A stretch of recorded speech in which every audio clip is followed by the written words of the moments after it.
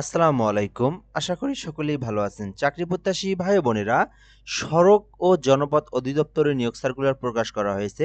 একেবারে রিসেন্টলি একটা নিয়োগ সার্কুলার। তো এইটাতে কিন্তু আবেদনও শুরু হয়েছে। তো আজকের ভিডিওতে আমরা সার্কুলারটা নিয়ে বিস্তারিত আলোচনা করব। এখানে পদের নাম, পদসংখ্যা, বেতন স্কেল, শিক্ষাগত যোগ্যতা, আবেদনের প্রসেস সকল কিছু এই ভিডিওর মধ্যেই থাকছে। তো দেখতে পারতেছেন এটা কিন্তু বিশাল বড় একটা নিয়োগ সার্কুলার। ১৮৮ জনকে নিয়োগ দেওয়া হবে। যেখানে এসএসসি পাশে ১০৭ জন, এইচএসসি পাশে ৫২ জন, ১৬ জন, তারপরে অনার্স অথবা ডিগ্রি পাশে ৯ জন। তো যাই হোক এখানে মোটামুটি অনেকগুলো পদের সংখ্যা রয়েছে। যারা সরকারি চাকরির আবেদন করে থাকেন বা খুঁজে থাকেন, আপনারা এই ভিডিওটা দেখতে পারেন। তাহলে এই সার্কুলার নিয়ে সকল তথ্য এই ভিডিওর মাধ্যমে জানতে পারবেন। ওকে, এর আগে একটা বিষয় বলে নেই, আমাদের এই চ্যানেলটাতে যারা নতুন এসেছেন বা এই ভিডিওটা নতুন দেখতেছেন, যদি আপনি আনসাবস্ক্রাইব থাকেন, অর্থাৎ যদি সাবস্ক্রাইব করা না থাকে, তাহলে অবশ্যই আমাদের চ্যানেলে আপনারা সাবস্ক্রাইব করে রাখবেন। এই চ্যানেলে বাংলাদেশের সকল সরকারি নিয়োগ সার্কুলারগুলো আমরা আপলোড দিয়ে থাকি। আর যারা সাবস্ক্রাইব করা আছেন তাদেরকে অসংখ্য ধন্যবাদ আমাদের সঙ্গে যুক্ত থাকার জন্য। তো এটা কিন্তু সড়ক ও জনপথ অধিদপ্তরের একটা নিয়োগ সার্কুলার, সরকারি স্থায়ী একটা সরকারি নিয়োগ সার্কুলার। তো এখানে বলা আছে যে সড়ক ও জনপথ অধিদপ্তরের নিম্নবর্ণিত শূন্যপদসমূহে সম্পূর্ণ অস্থায়ী ভিত্তিতে নিয়োগের জন্য বাংলাদেশের প্রকৃত নাগরিকদের নিকট হতে অনলাইনে আবেদনের জন্য আহ্বান করা যাচ্ছে। অর্থাৎ বাংলাদেশের সকল জেলার যে কোনো প্রার্থী নারী পুরুষ উভয়ে আবেদন করতে পারবে। আবেদন করতে চাইলে অনলাইনের মাধ্যমে আপনাকে এই সার্কুলারে অ্যাপ্লিকেশন করতে হবে। তো ১ নম্বরে আছে সার্ভেয়ার। এই সার্ভেয়ার পদে ৯ টি পদ রয়েছে ১৪ গ্রেডের। তো আপনি যদি আবেদন করতে চান সেক্ষেত্রে ৩২ বছর পর্যন্ত আপনারা অ্যাপ্লিকেশন করতে পারবেন। আর আবেদনের জন্য শুধুমাত্র এসএসসি পাস হইলে আবেদন করতে পারবেন এবং এখানে ১ নম্বরে দেওয়া হচ্ছে ক নম্বরে এসএসসি পাস থাকতে হবে। শুধুমাত্র মাধ্যমিক স্কুল সার্টিফিকেট অর্থাৎ এসএসসি পাস অত এবং আ যেকোনো স্বীকৃতি ইনস্টিটিউট হইতে ডিপ্লোমা ইন সার্ভে টেকনোলজি। তো আমি আপনাদেরকে ক্লিয়ার করে দেই। এসএসসি পাশে তো আর ১৪ গ্রেডের জব হয় না। এটাতে আবেদন করতে ১ নাম্বার হচ্ছে এসএসসি পাস, ২ নাম্বার হচ্ছে ডিপ্লোমা থাকতে হবে ইন সার্ভে নিয়ে। তো যারা এসএসসি পাস করার পর ডিপ্লোমাতে পড়েন বা পলিটেকনিকে পড়ছেন, আপনাদের যদি ডিপার্টমেন্ট থাকে ইন সার্ভে টেকনোলজি, তো তাহলে আপনি আবেদন করতে পারবেন। অর্থাৎ ডিপ্লোমা ইন সার্ভে নিয়ে যারা ডিপ্লোমা করছেন তারাই আবেদন করতে পারবেন। তো আশা করি সুন্দরভাবে বুঝতে পেরেছেন বিষয়টা। ২ নাম্বার আছে সিকিউরিটি সুপারভাইজার, ৪ টি পদ রয়েছে ১৫ গ্রেডের। তো সিকিউরিটি সুপারভাইজার পদে আবেদন কারা করতে পারবে?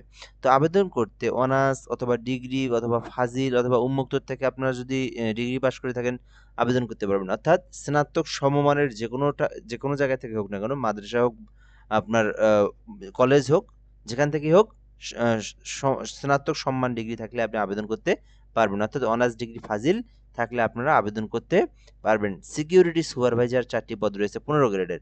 ৩ নাম্বার আছে ইঞ্জিন চালক ১৬ গ্রেডের, ৩২ বছর পর্যন্ত আবেদন করতে পারবেন। ১৬ টা পদ রয়েছে ১৫ গ্রেডের। তো মোটামুটি কিন্তু অনেক বড়ই একটা পদ বলা চলে। ১৬ টি পদ রয়েছে ইঞ্জিন চালক পদে। সো এই ক্ষেত্রে কারা আবেদন করতে পারবে? এই ক্ষেত্রে আবেদনের জন্য মাধ্যমিক স্কুল সার্টিফিকেট থাকতে হবে। অর্থাৎ এসএসসি পাস করা থাকলে আপনারা আবেদন করতে পারবেন। যারা এসএসসি পাস করে সরকারি চাকরির আবেদন খুঁজে থাকেন, আপনারা কিন্তু ইঞ্জিন চালক পদে অ্যাপ্লিকেশন করতে পারবেন। আর এইটা হচ্ছে আবেদনের জন্য এসএসসি পাস, পাশাপাশি অভিজ্ঞতা যাদের রয়েছে, অর্থাৎ আপনি যে ড্রাইভিং লাইসেন্স আছে আপনার এবং আপনার যদি ২ বছর ৬ মাস, ১ বছর, ৩ বছরের যদি অভিজ্ঞতা থাকে দেন আপনার জন্য বেটার। আচ্ছা, ৪ নাম্বারে আছে ওয়ার্ক অ্যাসিস্ট্যান্ট, কার্য সহকারী পদের নাম। আর এখানে পদের সংখ্যা হচ্ছে ৫২ টি। তো বিশাল বড় পদের সংখ্যা। তো ১৬ গ্রেডের এইটা। তো এই ক্ষেত্রে আবেদনের জন্য উচ্চ মাধ্যমিক অর্থাৎ এইচএসসি পাস থাকতে হবে, অর্থাৎ ইন্টার পাস থাকতে হবে। তাহলে আপনি ওয়ার্ক অ্যাসিস্ট্যান্ট পদে অ্যাপ্লিকেশন করতে পারবেন। ৫২ টি পদ রয়েছে এখানে। ওকে, ৫ নাম্বার আছে নিরাপত্তা প্রহরী। এই নিরাপত্তা প্রহরী কিন্তু একেবারে ভিন্ন। অন্যান্য নিরাপত্তা প্রহরী আপনারা যেটা দেখেন ৮ম শ্রেণী পাস করে, এইটা কিন্তু আলাদা ডিফিকাল্ট। এখানে নিরাপত্তা প্রহরী ১০৭ জনকে নিয়োগ দেওয়া হবে। বিশাল বড় পদসংখ্যা। ২০তম গ্রেডের মধ্যে ১৮ হতে ৩২ বছর পর্যন্ত সময় রয়েছে। এখানে বলা হয়েছে কোন স্বীকৃতি বোর্ড হইতে অনন্য মাধ্যমিক স্কুল সার্টিফিকেট অর্থাৎ এসএসসি পাস থাকতে হবে। তো এখন কেন আলাদা বললাম আমি, অন্যান্য সার্কুলারে দেখবেন নিরাপত্তা প্রহরী যে পদটা এটা হচ্ছে আপনার ৮ম শ্রেণী পাশে, কিন্তু এইটা হচ্ছে এসএসসি পাশে। কেন এসএসসি পাশে এইটা? তো এটা কিন্তু আপনার এই নিরাপত্তা প্রহরী এবং অফিস সহায়ক প্রায় একই রকম। ঠিক আছে? আচ্ছা, এটার কাজটা কি সেটা আমি আপনাদেরকে একটু বলি। তো যেটা ৮ম শ্রেণী পাশের আপনারা নিরাপত্তা প্রহরী দেখেন যে সার্কুলারগুলোতে, ওইটা হচ্ছে আপনার অফিসের আপনার যে মূল গেট আরকি, ওই ফটকের মধ্যে দেখবেন একটা রুম থাকে। ওইখানে একটা নিরাপত্তা প্রহরী আছে। আবার দেখবেন একদম ফ্লোরের মানে গেটে আরকি, যেটা একদম অফিসের ভিতরে একদম, ঠিক আছে? একদম যেখানে মানে একদম অফিসের রুমের গেটে দেখবেন আ নিরাপত্তা প্রহরী থাকে। উনি কিন্তু বিভিন্ন কাজ থাকে। এই নিরাপত্তা প্রহরীর কাজ অফিস সহকারীর মতোই অনেকটা। ওইখানে আপনার ফুল অফিসের মধ্যে নিরাপত্তা দেওয়া প্লাস কাগজপত্র আনা, নেওয়া, দেওয়া, প্রদান করা।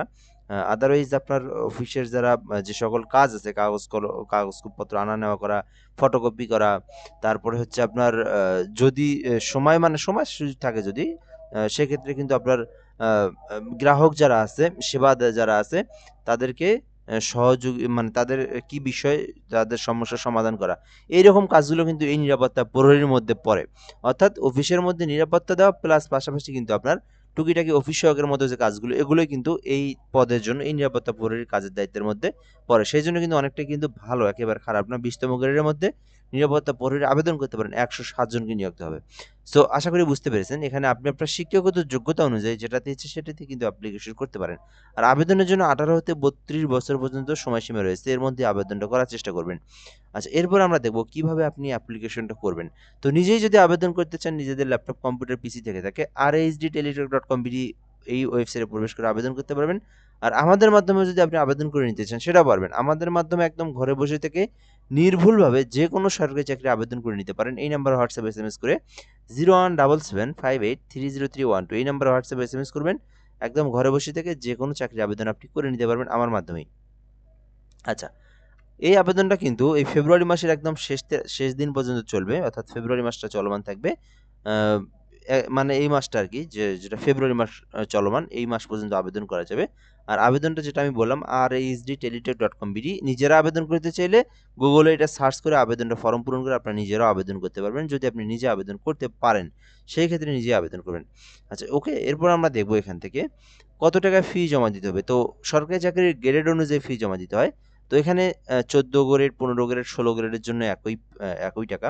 তো এখানে ১ থেকে ৪ নাম্বারের যে পদগুলো আছে ১৪, ১৫, ১৬ গ্রেডের, এখানে ফি হচ্ছে ৳১১২। তো ২ টা এসএমএস দিয়ে কিন্তু পেমেন্টটা করতে হয় টেলিটক সিমের মাধ্যমে। তো আপনারা কি করবেন যদি নিজেরাই পেমেন্ট করতে চান, টেলিটক সিমে আপনাদেরকে ৳১২০ আপনাদেরকে উঠাতে হবে। ঠিক আছে? ৳১২০ র প্রয়োজন হবে। আর ৫ নাম্বার যেটা দেখলেন নিরাপত্তা প্রহরী, ওইটাতে আপনারা ৳৬৫ র মতো রিচার্জ করবেন। তারপরে ফিটা জমা দিবেন। কিভাবে ফি জমা দিবেন এটা আপনাদেরকে দেখতে হবে এখান থেকে। ফি জমা দেওয়ার জন্য টেলিটক সিমের মেসেজ অপশনে আসবেন। আসার পরে ফার্স্ট এসএমএস লিখবেন RHD লিখে একটা স্পেস দিয়ে ইউজার আইডি লিখবেন। লেখার পরে 16222 এই নাম্বারটাতে আপনারা সেন্ড করে দিবেন। তো সেন্ড করলে কিন্তু আপনাকে একটা এসএমএস দেওয়া হবে সঙ্গে, সঙ্গে যেখানে একটা পিন নাম্বার থাকবে। সো আবার আপনারা একটা এসএমএস লিখবেন RHD স্পেস লিখে ইয়েস দিবেন। দেওয়ার পরে পিন নাম্বার লিখবেন। এই পিন নাম্বারটা আপনি এখানে দিবেন। তারপরে সেন্ড করে দিবেন 16322। তো যখন সেন্ড করে দিবেন তখন কিন্তু আপনার আবেদনটা হয়ে যাবে। অর্থাৎ আপনার পেমেন্টের টাকাটা কেটে নিবে এবং আপনার অ্যাপ্লিকেশনটাও কিন্তু একটা এরকম একটা এসএমএস দেওয়া হবে। তখনই বুঝবেন আপনার আবেদনটা সাকসেসফুলি সম্পূর্ণ হয়েছে। তো আশা করি বুঝতে পেরেছেন এই সার্কুলারের সকল তথ্য উপাত্ত। তো এ পর্যন্তই। সার্কুলার নিয়ে আরো কোনো কিছু জানার থাকলে কমেন্ট করে জানাতে পারেন। আর সর্বশেষ যে বিষয়টা, অবশ্যই আমাদের চ্যানেলটা সাবস্ক্রাইব করে রাখবেন। আমাদের ফেসবুক পেজের লিঙ্ক দেওয়া আছে কমেন্ট বক্সে, ওখান থেকে ফলো দিয়ে রাখবেন। আর আমাদের কাছ থেকে আবেদন করে নিতে চাইলে যেকোনো সরকারি চাকরির আবেদন এই নাম্বারে যোগাযোগ করবেন। তো এ পর্যন্তই। ভালো থাকবেন। আসসালামু আলাইকুম।